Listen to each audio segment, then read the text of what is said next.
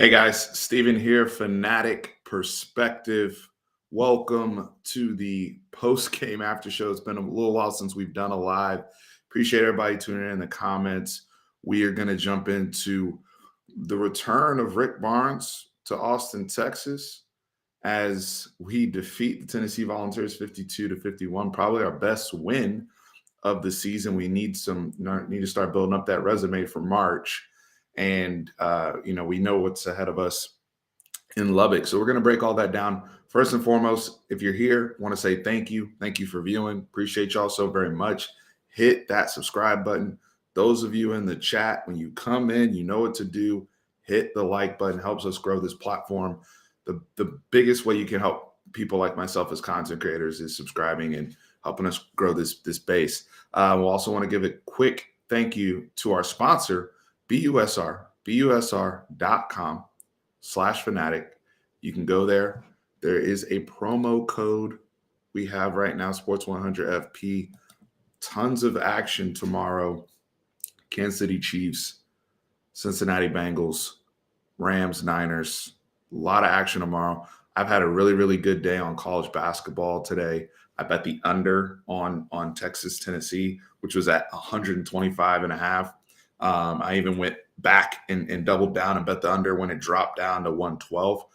So we came in pretty good today in that regard. Shout out to our sponsor, BUSR. So, yeah, guys, we got a W. So I'm going to try to keep up with the chat here as everybody is jumping in, because I watched the game like everybody else, and there's a lot of emotion going on, and it's great because we have a great crowd and everything. Appreciate you, Jake Bridges. I see you on here. And, great energy. It was a great environment. It seemed like, at least from my view on TV and breaking all this down.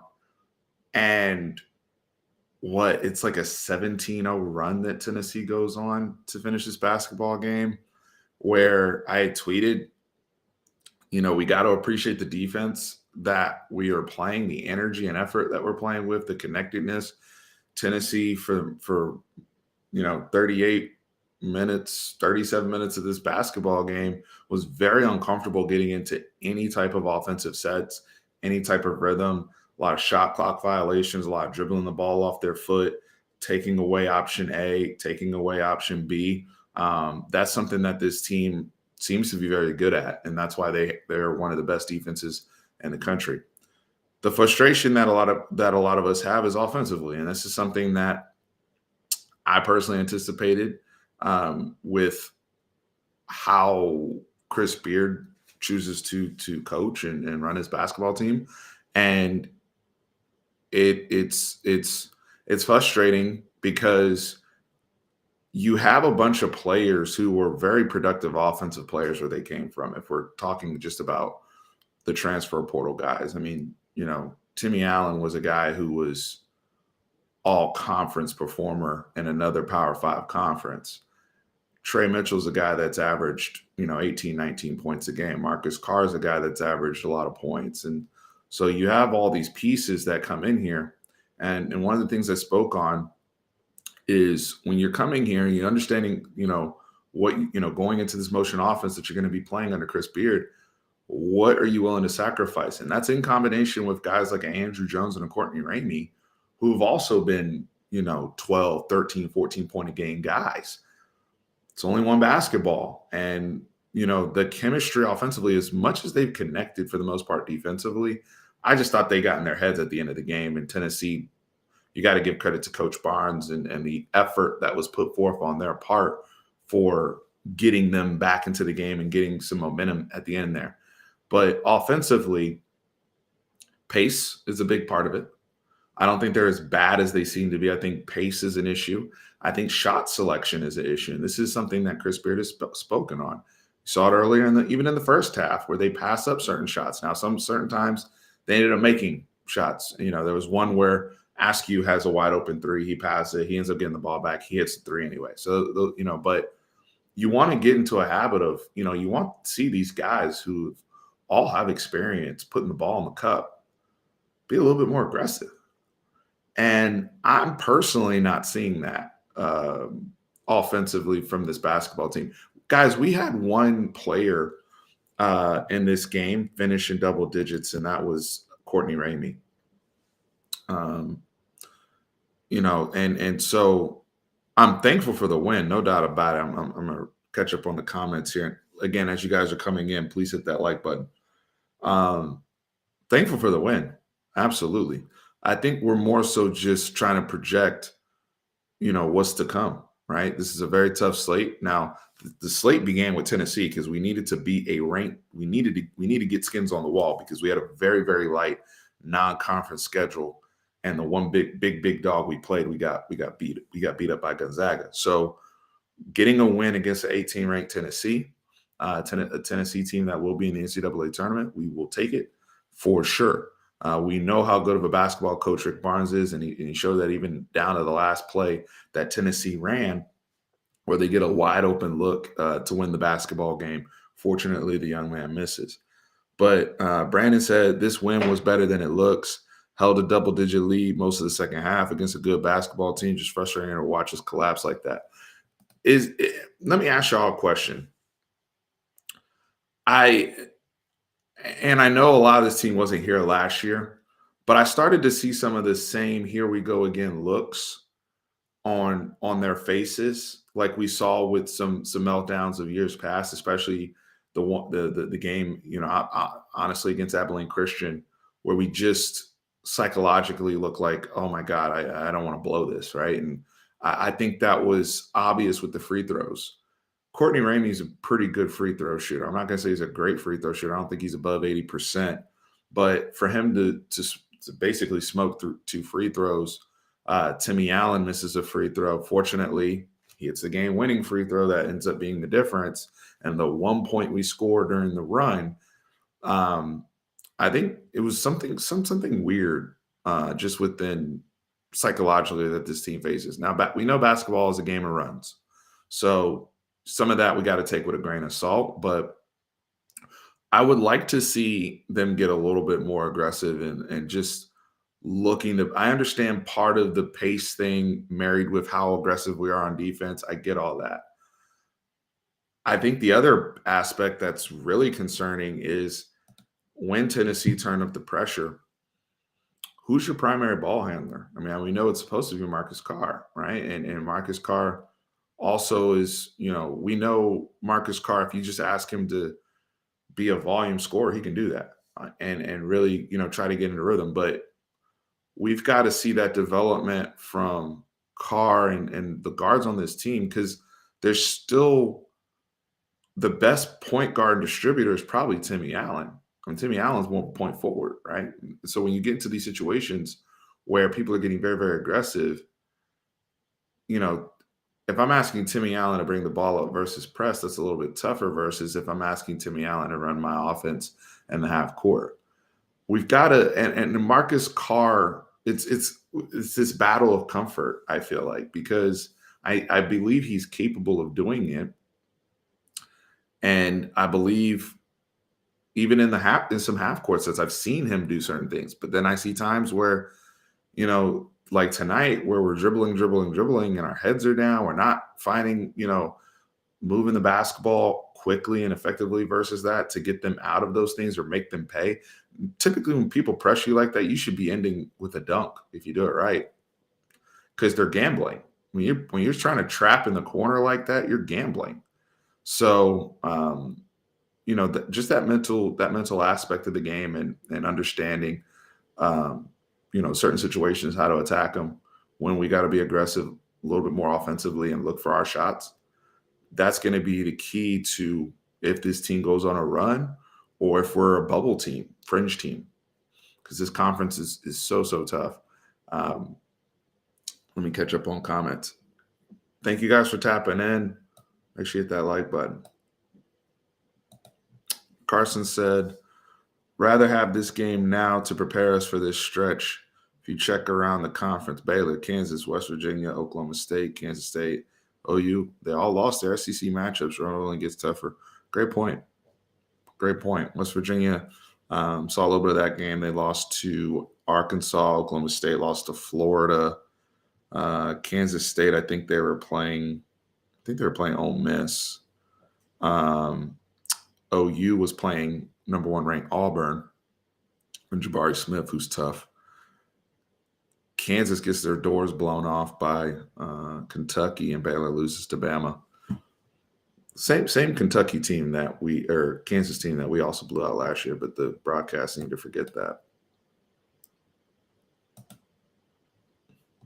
Motion, hey, what's good, brother? What's my man from around the Man Cave podcast? What's good? What's good? Appreciate you coming in. I completely agree. That motion and how you um and how you attack it in terms of the defense and how they're setting up. There's shots available. Now there's times where guys are going to be running the baseline, we're moving the ball and we'll kick it and you got to figure things out, especially if somebody's playing zone. Get all that.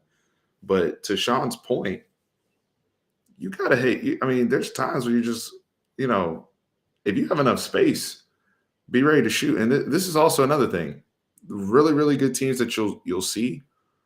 Guys are always in a position to score. And even watch the NBA, when you see guys when they're spaced out and they're playing off ball, you need to be catching the ball in a position to score, especially if you're somebody who's a shooter. Now, if you're a Christian Bishop or a Brock Cunningham, it's a little bit different because those guys aren't necessarily shooters. But everybody else that's scored and put ball, used to putting the ball in the cup, be ready to square up and shoot.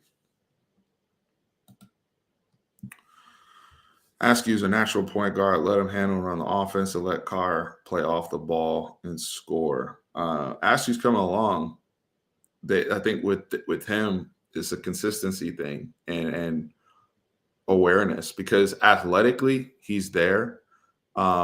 He's very, very good defensively. It's just the coaches right now, they're not giving him. I see Derek saying the same thing. I mean, I've liked what I've seen from the kid, and he's clearly he was a 5-star talent for a reason. Um, so we'll see. I mean, the Marcus Card thing, they've got to get Marcus. That's the key to Texas run to me because March, you hear the term March is all about guard play. Now Texas again with Timmy Allen in the front court and how he can kind of get offense going. And even Timmy Allen himself needs to look for a shot a little bit more. I like the way he was looking for a shot against TCU. Sometimes if you like to pass and you're a distributor, one of the things that can open you up as a passer on the basketball court is getting into your stuff early, right? Forcing the defense to collapse on you. Timmy Allen has excellent, he's excellent with his back to the basket. He can see the floor, but sometimes he can overpass.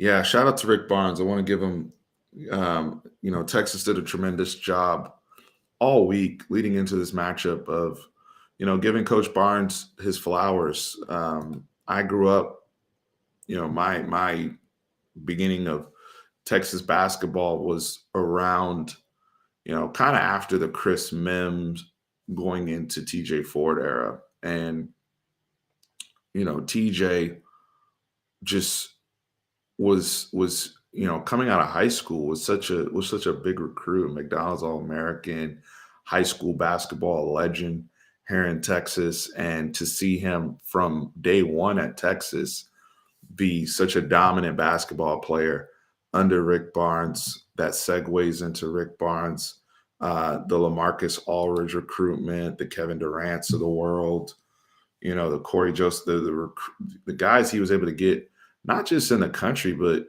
globally. I mean, even, look at his team at Tennessee right now. Their best player is, I believe, from Turkey or Hungary or whatnot. We've had, we used to have Balbay back in the day. So Rick Barnes, just thank you. Thank you. It was a great run here at the school. I'm glad to see he's doing well at Tennessee. And, Texas really, really handled that, in my opinion, in a first-class manner, in my opinion. Really, really great job. Really great job. I don't think we have a line yet for for Texas Tech. I don't think so. That's the other thing too, right? We talk about the free throw shooting, going 5 for 12. You only took 12 free throws tonight. I think that also signals to lack of aggression. Now there were some calls, where the Big 12 or whoever, I don't know who was reffing the game. I don't think it was Big 12 refs, whoever was reffing the game. Yeah, there, the call on Timmy Allen where the guy's foot is clearly in the restricted area. That we can debate about the 10-second violation, but my point is we shot 54% tonight.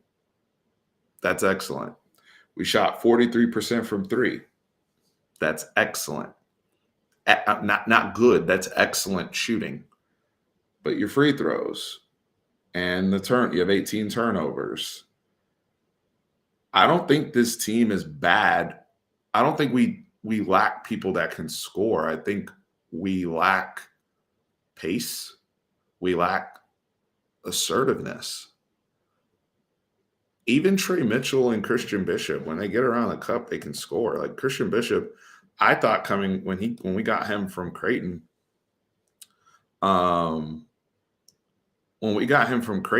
I thought, he's a good big man, not really offensive. Every time I see him, kind of get isolated, he has a nice little jump hook. He knows how to finish around the basket. These people aren't like just incapable, right? Trey Mitchell, again, was what, an 18-point-a-game guy at UMass?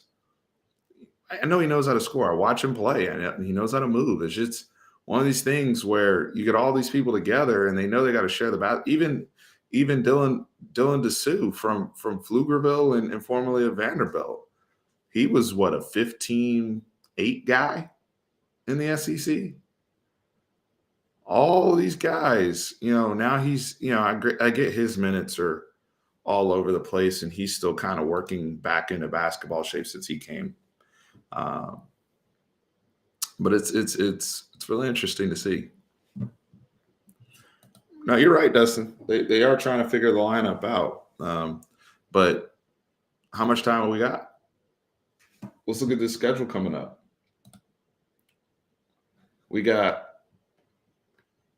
Obviously, we have Texas Tech on Tuesday, which is a whale of a game. Your next 1, 2, 3, 4.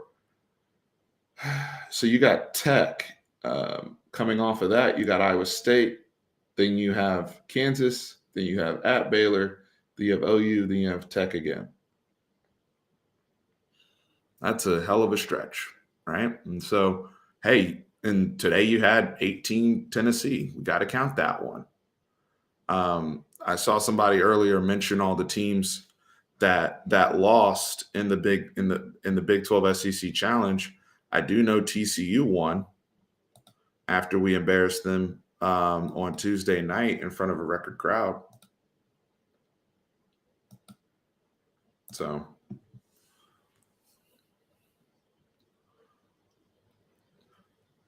Rodolfo said, if Texas gets killed by Tech, that's a bad look for CB. I mean, for that night, yeah, but not long term.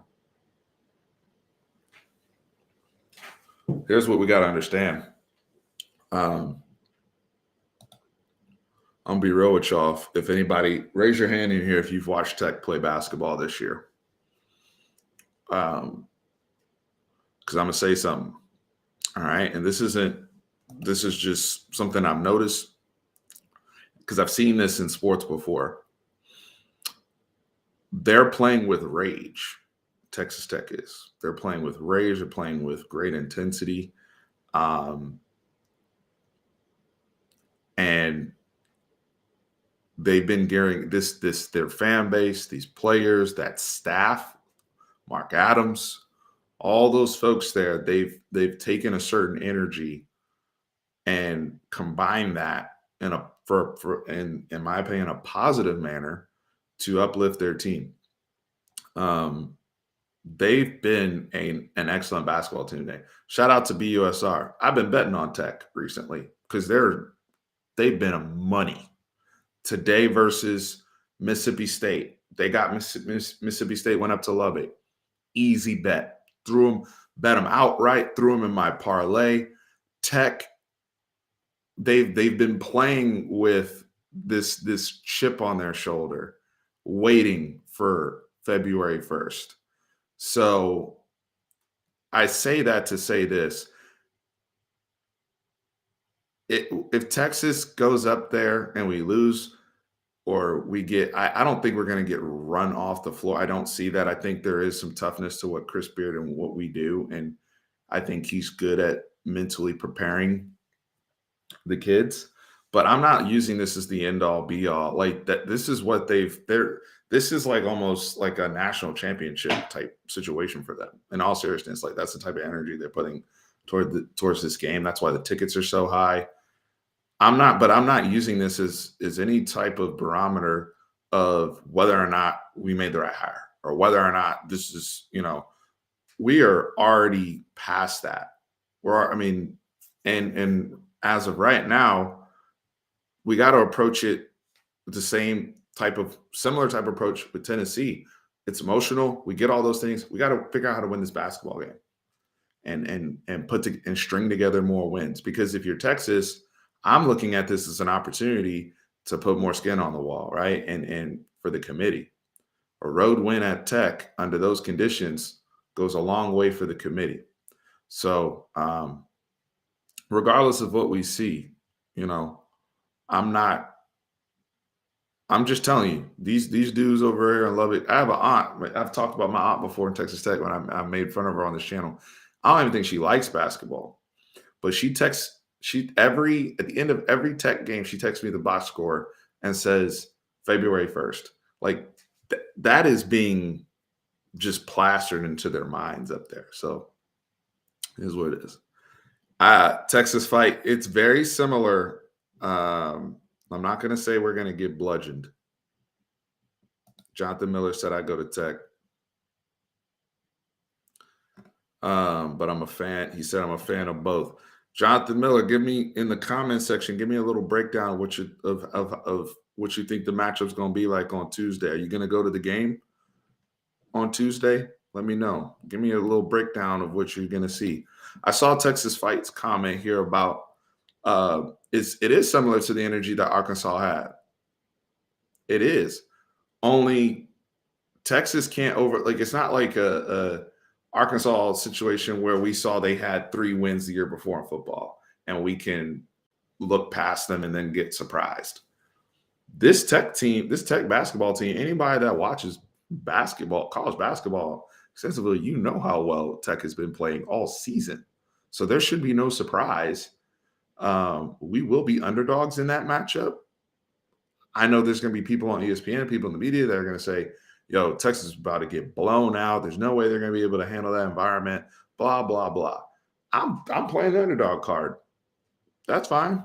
I'm trying to go there and get a rank win and add it to the slate, and then we can talk shit afterwards. That's where I'm at right now. But I'm not going to be dismissive and act like my eyes haven't seen how well they've played up there in Lubbock. They're having an unbelievable season right now.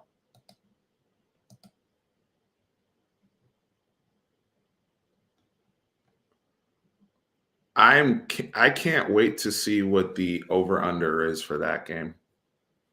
They might put that thing at like 110. And I still might take the under in that situation. Something to think about. I'm really, really curious what they put that number at. Dustin said, we play defense. Don't get nervous because of y'all offense. I think our offense is starting to come together, which means trouble for opponents. Go 3-1. Yeah, no, we got to get some good wins. I actually, Dustin, to your point, I thought the offense was fine tonight until we could not handle pressure. Very concerning. Very, very concerning. But I thought the offense was actually the turnovers are frustrating and we don't there's sometimes we just don't get good shots, and it's not because of the defense per se. It's just because we're being too unselfish. And I need to see, you say what you want about Andrew Jones and his defense, but one of the things that Drew's one guy who will pull the trigger when he needs to. So I need a little bit more of that from some of the other guys. I like it when Marcus Carr is a little bit more aggressive and trying to get into stuff, but that's part of the nuance of being a great point guard. And that's why TJ Ford got to a point where he was so special, because TJ Ford realized I got to score. And then there's times I got to distribute and get people in the game. I got to get, James Thomas some touches. I got to get Brad Buckman going, like, some of the old school Texas heads. But TJ Ford was so good at, being the extra coach on the floor and knowing, all right, right now, the way the defense is set up, I've got to be aggressive and get going and be a little selfish. Maybe I don't need to kick to the corner. Maybe I need to get, pull up game, get to the cup, try to get to the free throw line. This free throw number's got to get up beyond 12 attempts. I mean, even Timmy Allen on the season shooting 53% from the field. I mean, it's not like years past where we have a whole bunch of 3-point attempts and we're going 6 for 31 from 3-point line.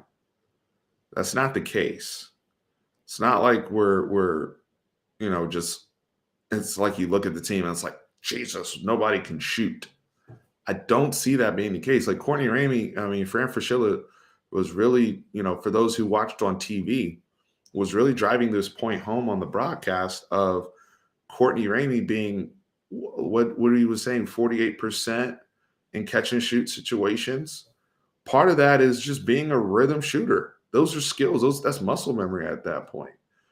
Off the catch, be ready to shoot. That's part of your footwork. Doug said he's hammering the under. Yep. That's going to be interesting. I'm really curious what that line, what that over-under starts out at. There's going to be an opportunity to make some money potentially there.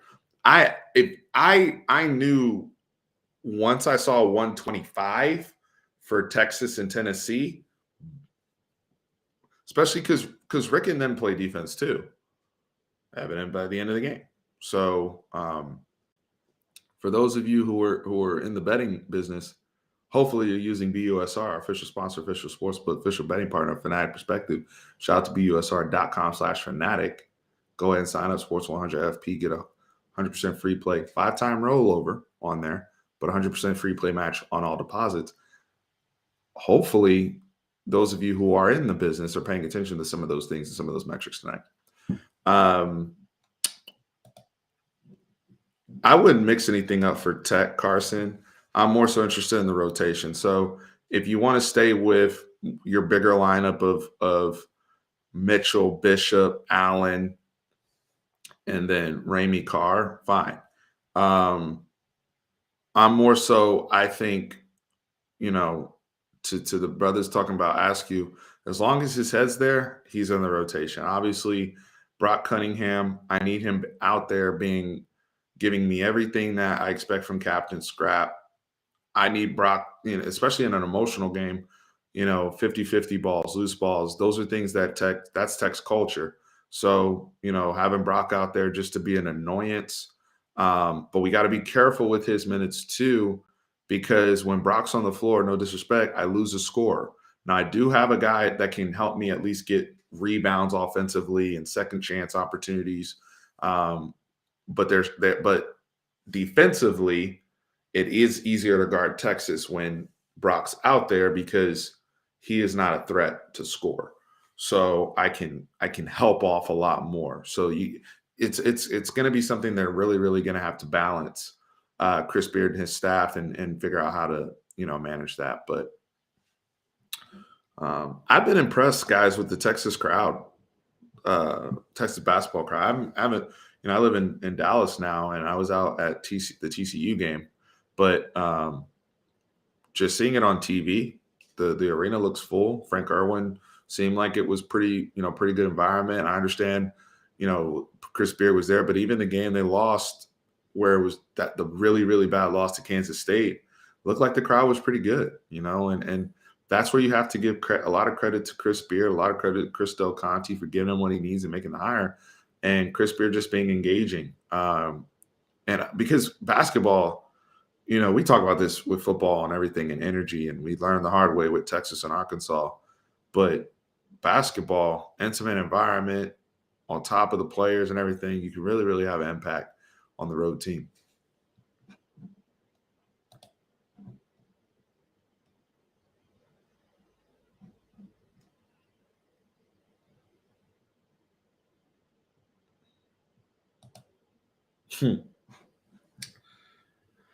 Yeah, Coach Barnes, they look so uncomfortable offensively. Tennessee did tonight.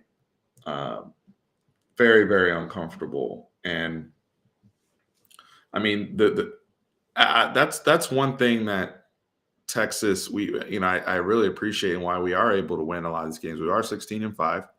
Not the greatest schedule up to this point, being real. The test comes in these next few games. We've seen, but that's the other thing too, is like we've seen stretches where all these guys have gotten going.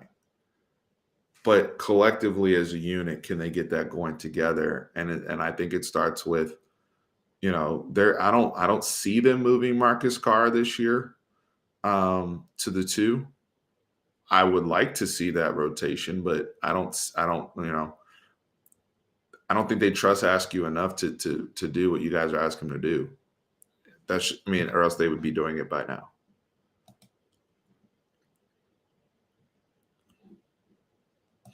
They did handle the TCU game very, very well on the road as a unit. Very, very well. Parker Combs said Irwin was electric tonight. Good. We need that in basketball. Texas can be a powerhouse basketball school. I've always felt that way. Hunter Dobbs, my aunt is a Tech fan. She wants blood. I don't think y'all are ready for how the rage that these people are like. Everything you saw tonight of the appreciation for Rick Barnes, us giving him his flowers, us, going down memory lane with some of those great Rick Barnes coached Texas teams, and just, what he meant here, what he meant to Austin. He was, how many people remember him being that first season of Friday Night Lights? Him and Mac Brown had little cameos in Friday Night Lights, and just the cool moments. It's going to be the opposite for Chris Beard and his homecoming in Lubbock. It is, cue up Commando and the face paint. We're going to war, right? Those people are out for blood. There's going to be additional police. They are, look how they acted as soon as the transition happened, right? So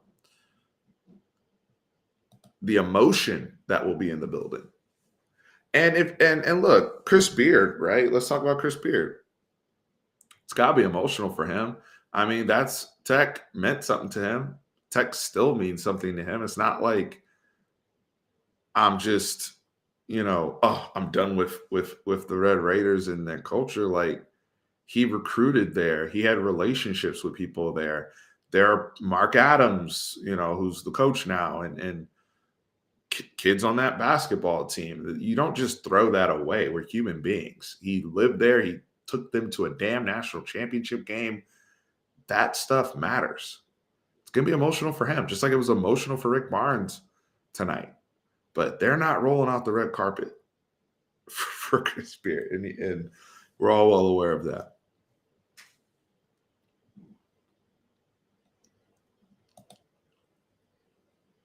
Michael Lynn, this is facts. This is facts. Love you too, Christian. Thank you. Welcome. Thank you.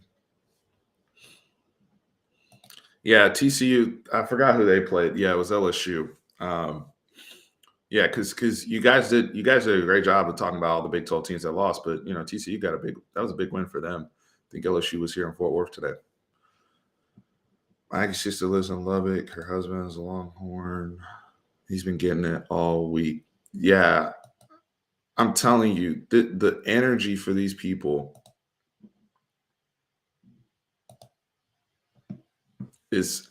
I think I think it's one of those things too. Like Rick Barnes came back, like he's coming back to Austin after 7 years.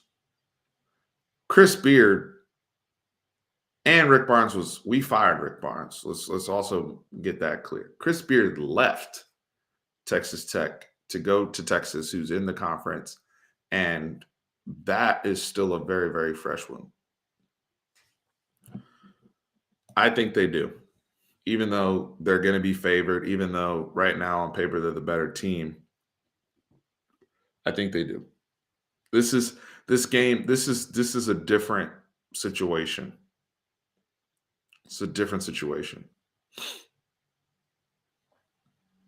But I would love nothing more than for them to have all of that energy, all that hate in their heart, and we beat them in Lubbock.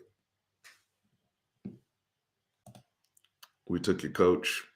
We beat you in Lubbock. I would love it.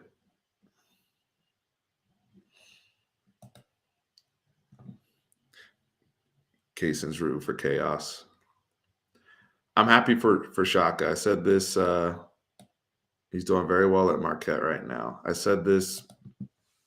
I've always liked Shaka Smart. He's great. He's a great, great dude. I've liked Shaka Smart when I watched it at VCU and I was living on the East Coast and he went too far away over what he was doing in Richmond. Always been a big fan of Shaka Smart. I just think that I said it then. I said the culture of the Big East and just program like Marquette, just a better fit for him. Texas is a little bit different, and Chris Beard, obviously not just coaching here, but going to school here and understanding the landscape a little bit more and how he navigates. I think fit matters in college basketball. It's not like football where it's a little bit more nuance and things like that. I just think that, but Kaysen's rooting for chaos. I'm just happy that Shaka's doing well. It doesn't impact us here at Texas. I'm pleased with what we're doing under Coach Beard, but I also understand that this is his first year, and we're trying to build something. And we have an amazing recruiting class coming in. We have 2 McDonald's All-Americans on the slate for next season, and we know how he is in the transfer portal. Nobody gets busier than Chris Beard in the transfer portal. But he's still building a culture. He still have to move into a new arena. There's a lot of variables in play for Chris Beard here at Texas. It's good basketball talk with you guys. I appreciate it. We'll go for a little bit more here.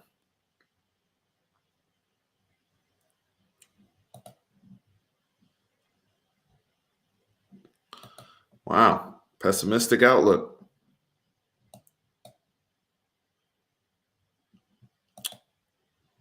I'm not saying you're wrong. It's just, glass half empty.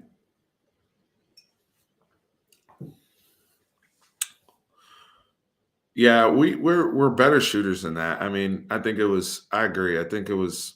We just got caught up, and the avalanche occurred. That I don't know. Y'all tell me. Y'all tell me. I know we always got people there in attendance that are eyeing stuff up left and right.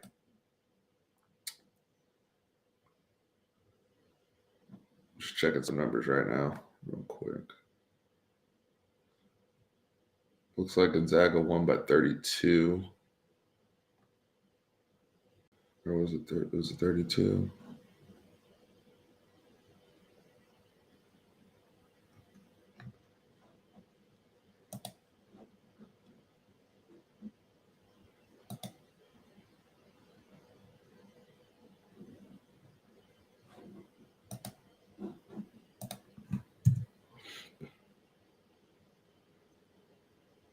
Appreciate you guys so much. I mean, this has been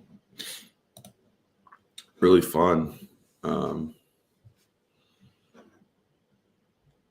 to go through this with y'all.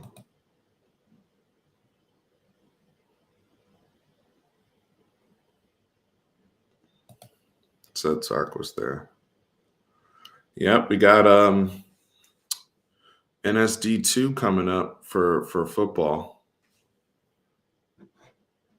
So hopefully that comes with Mr. Campbell from Arlington Bowie coming through. And if you just came to the chat, hit that like button. If you're new here, subscribe. Appreciate you. Thanks for joining. Don't Drink the Kool-Aid says, thank you, Rick Barnes. Thank you, Tom Brady. Thank you, Texas Longhorns. The Tom Brady stuff is interesting. Tom Brady stuff is really, really interesting because it's a not so fast, my friend. I do think he's going to hang it up. I think it's the TB12 brand that they're waiting on finishing the video. You know, they always are out here to produce content. So I think they're just waiting to wrap that up. Derek, likewise, brother. Likewise. No, we're all seeing similar stuff, and I think Tuesday night's going to be a lot of fun. I'm going to try to get back. We're going to get on with Brad Kellner next week. He was up in Kansas. I was texting with him last night. Unfortunately, he saw, because, you know, guys, Brad is from Kansas, grew up a Kansas fan, and flew up there and saw the Jayhawks get their ass whooped. I don't know if he's going to the Chiefs game tomorrow, but I know he went to the Jayhawks game today. And a new wireless plan for my business, but all my employees need some. They got blown up. So interesting stuff. What else we got?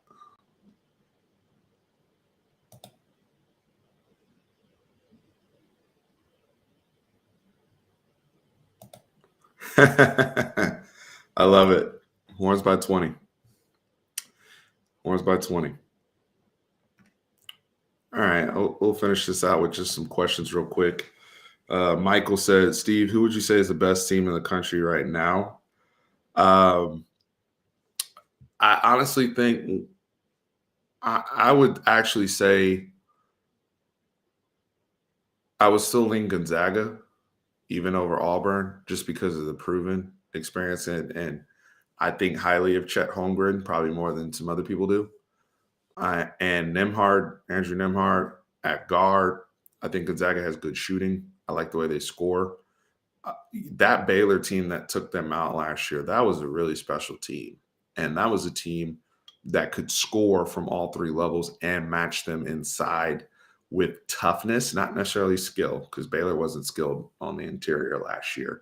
They just had a bunch of thick dudes like Vital and some of those other brothers that could give Timmy some issues, right? So this group, though, that Gonzaga would still probably be my team that I would say is the best overall team, just with how they score. I like, Paulo Banchero at Duke, who's a special, special player. Duke's trying to come along right now. They've had some really, they had a close call with Clemson the other night. I think they got the win today over Louisville. Kentucky, I like Ty Washington. I like the way he's adjusted to playing point guard and running the Calipari system. And the other African brother they got in there on the inside. So they got a little inside-outside thing. I just think that from an experience, talent, all that, we just haven't seen Gonzaga win all the way. We've seen them get there now, and they're trying to break through. They're trying, they've been hitting that top. But I would still lean Gonzaga personally. There's a lot of teams in the mix, though.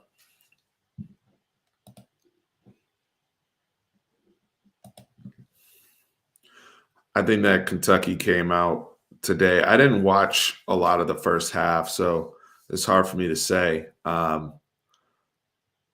think, obviously Abaji's a very, very good player. And, today's not a good day for him to, from an NBA standpoint, because I know the NBA likes him, and he's got to be. I think did he have like only 8 points or something like that? What did Abaji do? But Kansas, I don't think they're fraudulent. I don't think they're fraudulent. I think they had a really, really bad day. And I think it's one of those things where um, they're still, still Bill Self. They still have guys that can shoot the basketball. Um, I think for them, bracket will matter where they end up. I mean, that matters for a lot of teams, but for Kansas in particular, I don't think they're the type of team that can just jump in, anywhere and be matchup proof per se. Abaji had 13. Okay, yeah. When I was watching, he seemed to be getting boxed up a little bit. Sheldon Miles, yes. So I am one of the descendants of the Taylor family. So Virgil Taylor Jr. Is my grandfather, and he is still there in Lockhart, Texas. So yes, that is uh, my mother. Her 7 siblings? They all grew up there. The Taylor family. My mother was actually in Adams. So if you know any of the Adams folks, my uncle Harold, who was a legend over there at Lockhart, who passed away in 2014, New Year's. Miss him dearly. But he was a high school football legend in the late 80s, Harold Adams. And so I grew up in DC. So I was only going back to see Paw and stuff. But my family is from Clemens Wilson is my dad. Okay. So I'll ask my kin about you. Send me a message on Facebook. I love to link up because I actually met another brother from Lockhart named Chauncey, who is at the TCU game, who is one of the chaplains for the TCU football team. And I met him in the concession line with his son, and he said he was from Lockhart. He was class of '83, Lockhart Lions. Good people down there. I love, appreciate you, recognizing that. But he said, I know him. You know Chauncey. Yeah, that's dope. That's dope. Yeah, I met Chauncey at the basketball game on Tuesday night. Small world. Unbelievable. Thank you for jumping on, man. Please send me a message and let's connect. That's beautiful. Life is beautiful.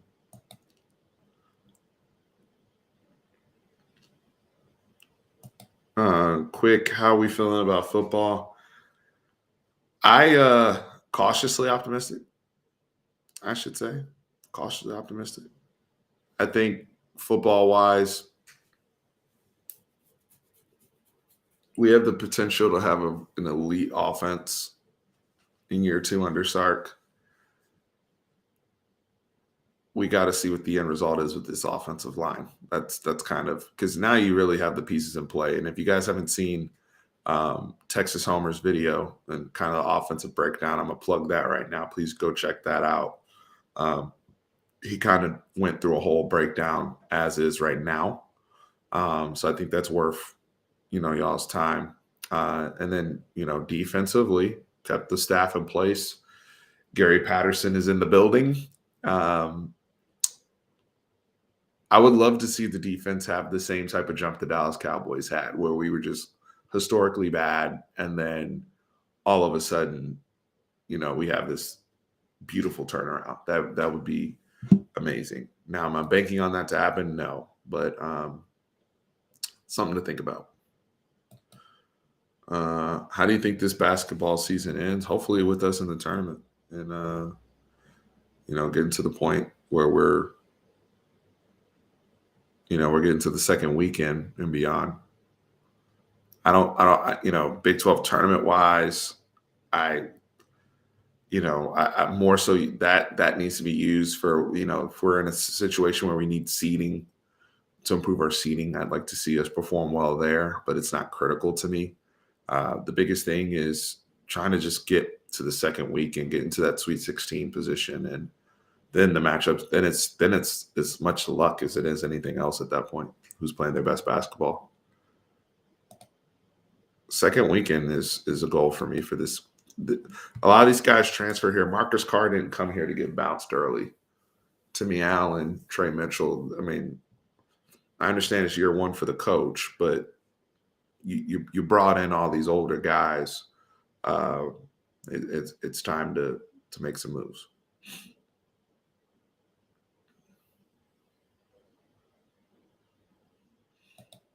I understand that, James. It's a good point, and that's something that Sark players, everybody, they're going to have to overcome. You're absolutely right. Until people are going to bring it up until you fix it.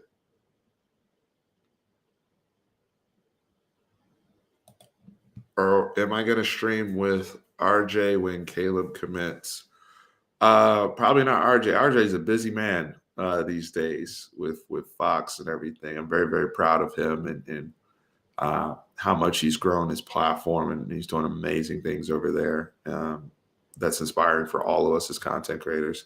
So probably won't be streaming with RJ. Look out for something in the off season, like deep into the off season. But definitely have some of the other OU content creators like Horns Down or my boy Sean or some of those other guys out there. But we will react when Caleb's taking his sweet ass time, isn't he?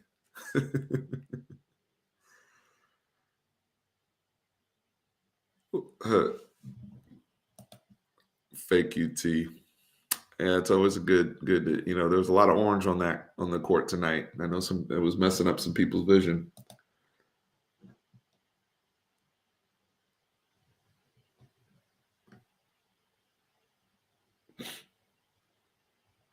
I'm a little bummed out. I had a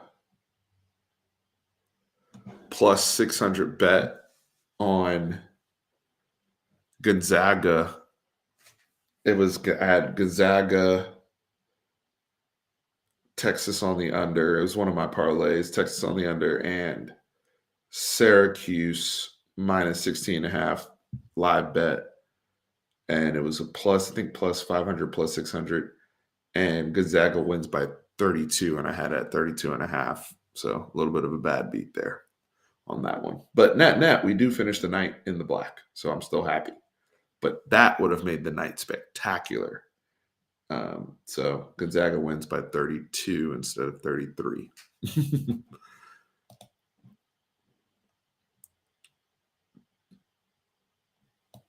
Do we know what the court will look like at Moody? I think so. I mean, I know I've seen the mock-ups for the Oval Arena. Are you seeing the floor in general? I think that's on TexasSports.com in terms of all of the mock-ups, but I could be wrong. I think that's where some of that stuff is. And I know there's like an Instagram account or something out there too with some of that.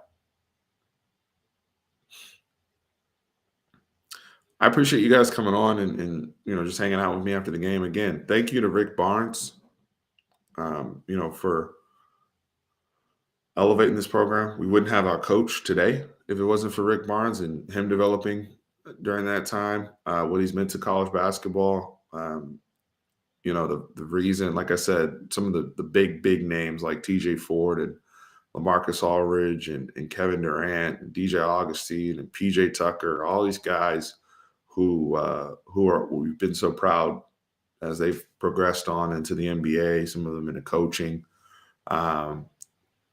Rick, that's Rick's culture. That's what Rick started here in Austin when it was really, really humming in football. And Rick said, I can build a basketball program here anyway. And he did that. And he's still impacting young men in a positive way in college basketball today at Tennessee. And they gave us everything in the world to fight. So really impressed with that. Really, really impressed with that. And thank you, Rick Barnes, again, on behalf of all of us Texas fans. Guys, shout out to BUSR, busr.com/fanatic. Check it out. We have the Sports 100 FP promo going right now. I will tease there is a Super Bowl promo that will be coming that we're working on right now. And I think it's going to be pretty cool, especially after tomorrow when we kind of know what the teams are. Some crazy prop bets that are going to be happening, all sorts of opportunities. So could be more static about it. Those of you who are current active players on busr.com/fanatic, you guys stay tuned. There's going to be some opportunities to take advantage of and multipliers, things of that sort. So a lot of cool stuff going on there. And remember to subscribe to the channel. Help us grow this platform. Really appreciate it. So thankful for you guys. And, good night, good fight. You get the dub. That's the most important part. Appreciate y'all. Horns always up.